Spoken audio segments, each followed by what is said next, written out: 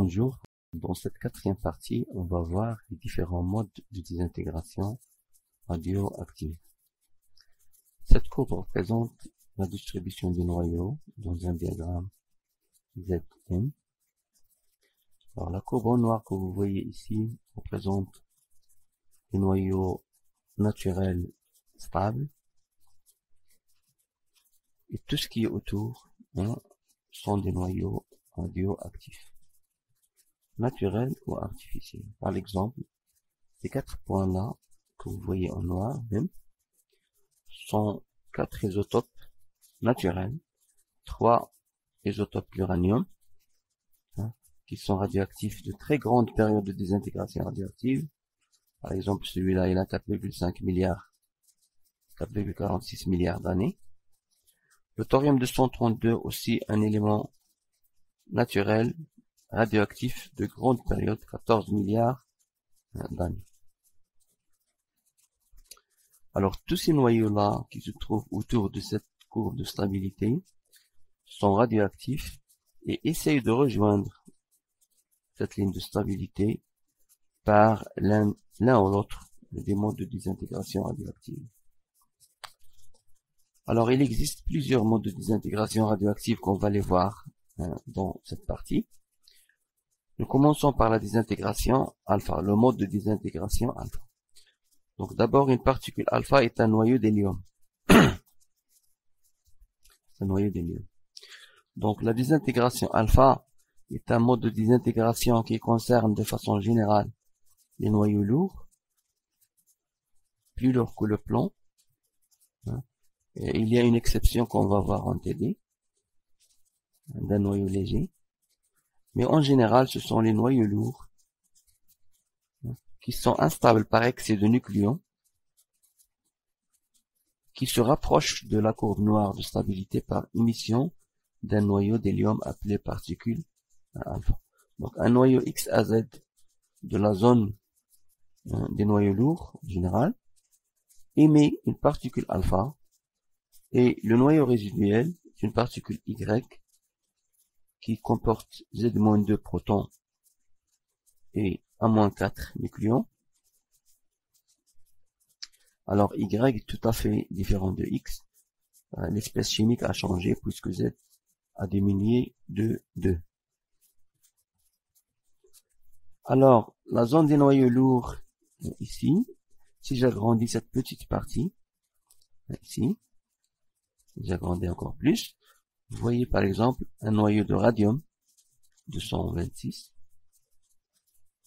émet une particule alpha, et le noyau résiduel, Y, c'est le radon 222. Donc 226 moins 4, c'est 222. Et 88, Z égale 88 moins 2, 86. Alors le radon lui aussi, lui-même, se trouve instable, loin de la ligne de stabilité, la courbe noire. Il émet à son tour une particule alpha et se transforme en polonium 218. Ainsi de suite, parce que le polonium est lui-même instable, il peut se transformer pour se rapprocher petit à petit de la zone de stabilité.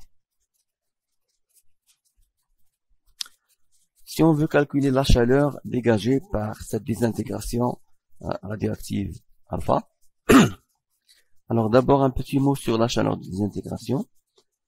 Alors de façon générale, toute désintégration radioactive qui est spontanée dégage la quantité de chaleur, la quantité d'énergie Q positive, parce qu'elle se fait toute seule, sans apport d'énergie. Donc c'est la désintégration qui dégage de l'énergie. Alors cette énergie Q positive est appelée chaleur de désintégration. Donc Q c'est la masse totale initiale de la voie initiale, moins la masse totale de la voie finale fois C carré. Alors comme Q est positif, ça veut dire que la masse totale finale est inférieure à la masse totale initiale, c'est-à-dire qu'une partie de la masse a été perdue lors de la désintégration alpha, par exemple, et cette quantité de masse perdue, c'est elle qui a été transformée en énergie selon la loi E égale mc carré. Donc, la masse perdue fois C carré, c'est la chaleur dégagée. Alors ici, on va essayer de calculer la chaleur dégagée par des intégrations alpha. Donc c'est la masse initiale moins la masse finale de Y et de alpha, le tout fois C carré. Comme les masses tabulées sont généralement les masses atomiques qu'on trouve sur les tables partout, dans les livres, aussi dans les sites web. Alors comme les masses atomiques sont tabulées, on peut exprimer la masse nucléaire en fonction de la masse atomique. Donc la masse d'un noyau, c'est la masse de l'atome, moins Z fois la masse de l'électron. Même chose pour Y. Pour Y, la masse nucléaire de Y, c'est la masse atomique de Y, moins, puisque Z contient Z plus Z moins 2 électrons, donc c'est la masse atomique moins Z moins 2 fois la masse de l'électron. De même, l'hélium, il contient 2 électrons, etc. Donc la masse du noyau d'hélium, la masse alpha, c'est la masse atomique de l'hélium, moins 2 fois la masse de l'électron. Donc les masses électroniques, les masses de l'électron se simplifient parce que ici j'ai Z, ici Z moins 2 et 2. Donc ça se simplifie. Et la chaleur de désintégration alpha, c'est la masse atomique du noyau per X, moins la masse atomique du noyau Y, moins la masse atomique de l'hélium, le tout fois C carré. Alors ici le schéma de désintégration alpha. Alors nous avons un noyau X à Z instable qui va éjecter une particule alpha et se transformer en noyau Y à moins 4 Z moins 2. Alors ici c'est l'échelle d'énergie. Là c'est la masse du noyau Y fois C carré. Et là aussi c'est la masse du noyau X fois C carré. Et la différence, alors cette largeur là, c'est mx C carré moins my C carré. Et comme Q c'est mx moins my moins m hélium fois C carré, donc c'est la chaleur de désintégration, c'est cette différence, c'est-à-dire mx moins my C carré, le tout moins la masse de l'hélium fois C carré, qui donne la chaleur dégagée par désintégration alpha. Donc comme la chaleur de désintégration alpha est positive, ça veut dire que Q est positive, ça veut dire que mx est supérieur à my plus m hélium. Mx est supérieur à la somme des masses atomiques de Y et de l'hélium. Alors ici vous voyez le sens des Z croissant vers la droite par convention. Donc comme la désintégration alpha donne un noyau résiduel Z-2, c'est-à-dire Z diminue de 2 unités, par convention la désintégration alpha est toujours dirigée vers la gauche. Alors maintenant on va voir sous quelle forme a été dégagée cette chaleur, cette énergie de désintégration alpha. On va commencer par écrire le bilan énergétique. Alors, au cours d'une désintégration radioactive, l'énergie totale est conservée. C'est-à-dire que l'énergie totale initiale, l'énergie totale dans l'état initial est égale à l'énergie totale dans la voie finale. Alors, nous avons X qui donne Y plus hélium. L'énergie totale, c'est l'énergie de masse, plus l'énergie cinétique, plus l'énergie d'excitation. Même chose pour Y, et même chose aussi pour le noyau d'hélium. Alors, un petit mot sur l'énergie d'excitation. Alors, dans le cas d'un atome, si un atome reçoit de l'énergie, un chauffage ou bien par rayonnement,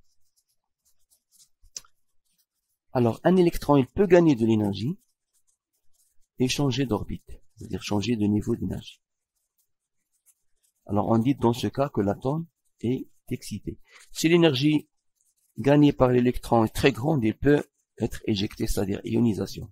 Parfois, l'énergie acquise par l'électron ne permet pas l'ionisation, mais elle lui permet tout simplement de changer d'orbite. et on dit que l'atome est dans un état excité, et il va se désexciter ensuite par émission, par exemple, de rayonnement X. Dans le cas nucléaire du noyau, là aussi, les nucléons, c'est-à-dire les protons et les neutrons, sont classés par niveau d'énergie, et occupent des niveaux d'énergie bien définis, bien précis. Ici, un noyau reçoit de l'énergie. Une fraction de cette énergie, par exemple, peut être communiquée à un nucléon qui va changer de niveau d'énergie. Et on dit que le noyau est dans un état excité E étoile, c'est-à-dire l'énergie gagnée par ce nucléon. Alors, cet état, il va finir par se désexciter, par émission des ondes électromagnétiques, on va voir la nature par la suite.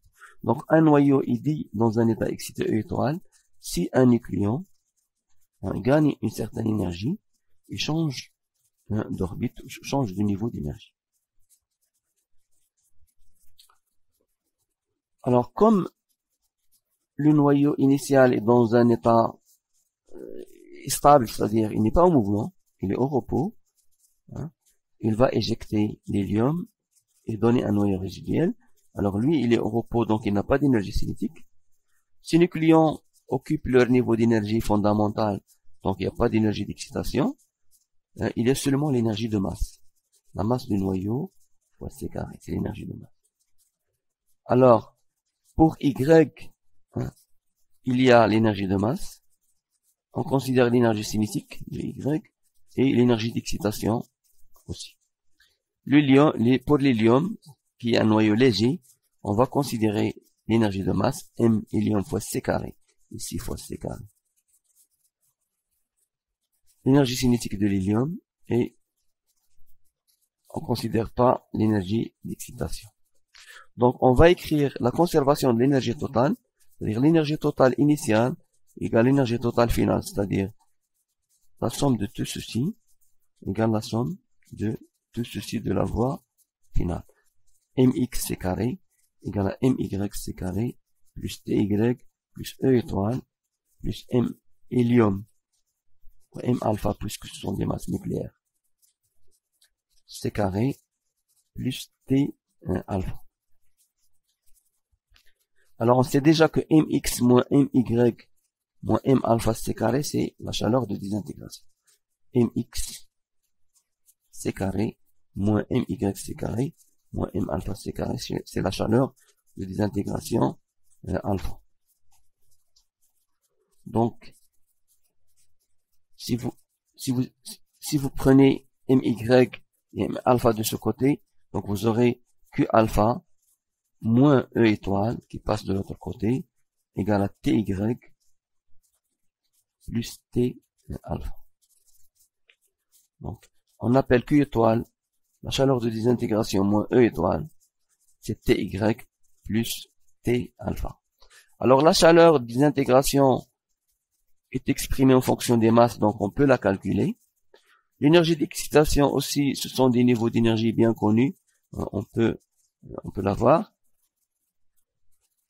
Alors cette quantité d'énergie est répartie entre le noyau résiduel Y et la particule alpha. Donc c'est une équation à deux inconnus, Ty et T alpha. Il est donc nécessaire d'utiliser ou de chercher une seconde équation. On va écrire la conservation de la quantité de mouvement. Donc P total, la quantité de mouvement total est conservée. Comme au départ le noyau X est au repos, donc Px égale à 0. Donc Py plus P alpha égale à 0. Py égale moins P alpha. Ils sont égales en module et de sens opposés. Avec Py, dans le cas classique, alors les particules alpha sont généralement des particules d'énergie classique, pas relativiste. Donc Py c'est M Y V Y, P alpha c'est M alpha V alpha. Nous avons l'énergie cinétique, c'est 1 demi mv carré, donc c'est p carré sur 2m, donc je peux exprimer p carré en fonction de t.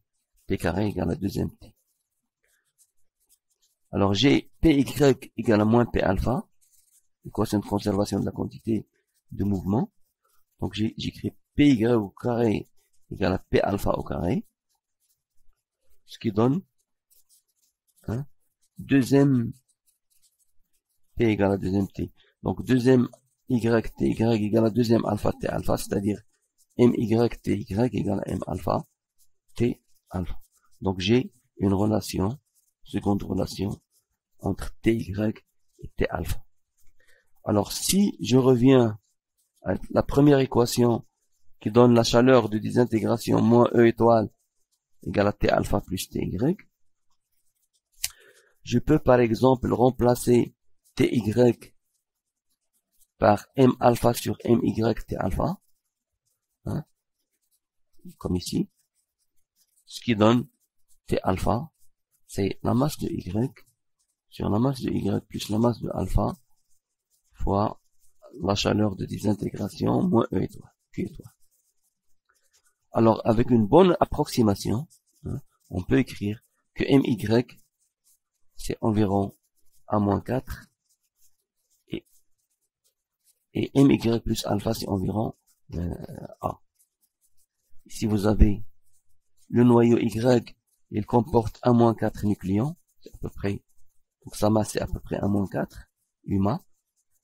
X, c'est A, et alpha, c'est 4. Donc, on peut écrire avec une bonne approximation, T alpha, ou bien c'est des masses, si on vous donne les masses, vous les utilisez, sinon vous pouvez vous contenter d'écrire T alpha, c'est A-4 sur A fois Q alpha étoile. Ensuite, pour calculer Ty, ou bien vous prenez Ty sur Q étoile alpha moins T alpha, ou bien vous faites le calcul, vous remplacez T alpha par cette expression. Donc, on trouve Ty, c'est M alpha sur My plus M alpha Q étoile alpha, qui est environ égal à 4 sur A, parce que M alpha c'est 4 UMA, et My plus M alpha c'est A-4 plus 4 c'est A, Q étoile alpha. Alors un exemple de désintégration alpha, le cas qu'on a vu au début, le radium 226, qui se désintègre en radon 222 plus alpha. Alors, la désintégration du radium vers le radon peut se faire de deux manières. Il peut y avoir des intégrations vers le niveau fondamental avec une probabilité de 94,45%, comme il peut se désintégrer vers un état excité de radium, 187 kV, avec une probabilité de 5,55%. Alors on va calculer l'énergie de alpha 0 et l'énergie de alpha 1 qui sont différents. Alors on vous donne les masses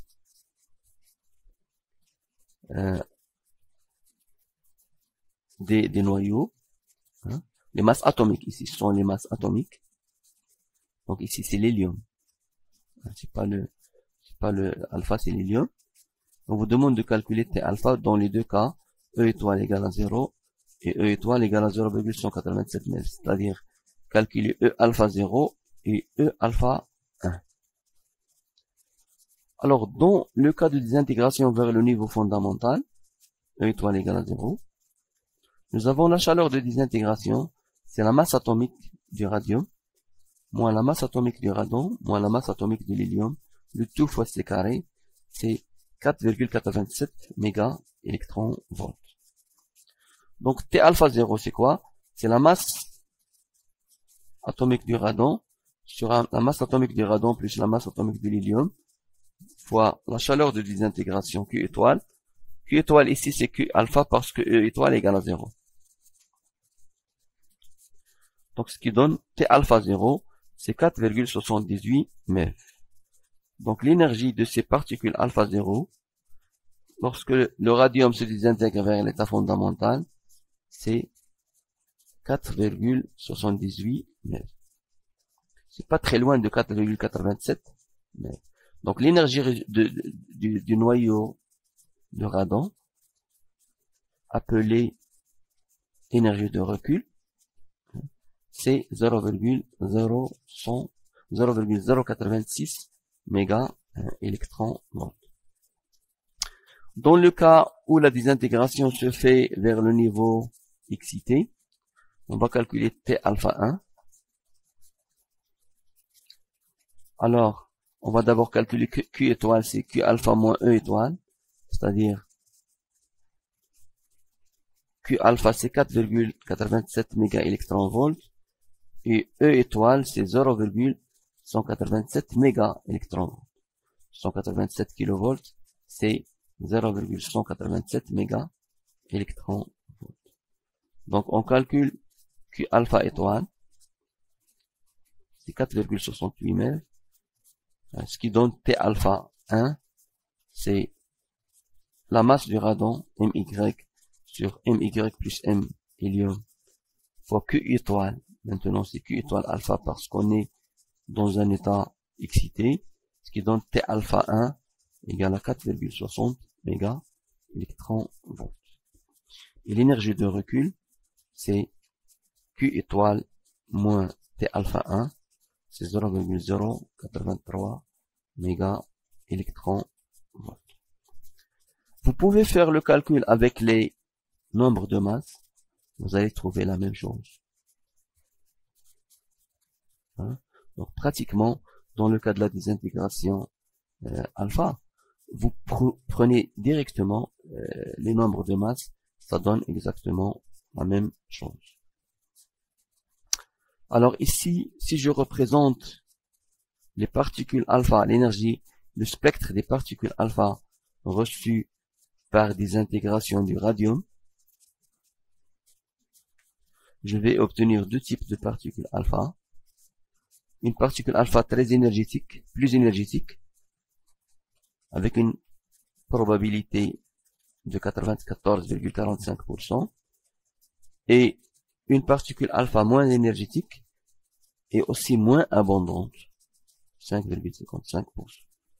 Donc voici le spectre des particules alpha du radium 226, alpha 0, d'énergie 4,78 et de probabilité 94,45%, et l'énergie des particules alpha 1, l'énergie T alpha 1, 4,6 MeV, et de probabilité 5,55 MeV. Donc en conclusion, la désintégration alpha donne des particules alpha d'énergie bien définie. C'est pourquoi on appelle la désintégration alpha une désintégration qui donne un spectre de raies. Le spectre alpha est un spectre de raies. Voici ici la première raie et la deuxième.